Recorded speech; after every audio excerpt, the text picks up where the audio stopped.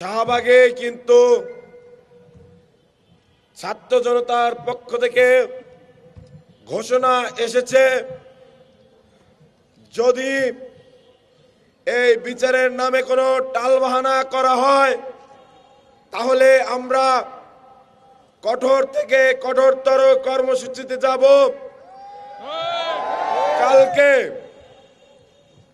জনদুর্ভোগ বিবেচনায় নিয়ে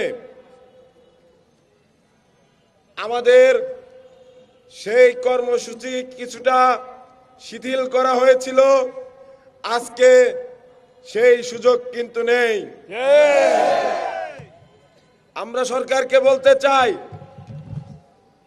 আপনারা কোর্ট বসানোর জন্য একবার কেরানীগঞ্জ, একবার বকশীবাজারের আলিয়া মাদ্রাসা ফিক্স করে দেবেন। আপনারা জানেন, একটি শিক্ষা প্রতিষ্ঠানে যদি আপনারা কোর্ট বসাতে চান, খুব স্বাভাবিকভাবেই সেখানকার শিক্ষার্থীরা বাধা দেবে। তারপরও কেন আপনারা এই প্রহসন করলেন?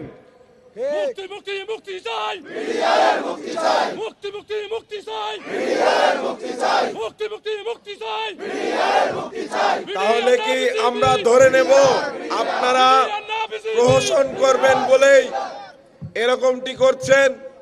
বিচারকে বিলম্বিত করবেন বলে এরকমটি করছেন? যদি সেরকমই হয় তাহলে আজকে দুপুর 1টার সময় শাহবাগ চত্বর ব্লকেডের অভিমুখে আমাদের শহীদ মিনার থেকে পদযাত্রা শুরু হবে। ইনকিলাব জিন্দাবাদ।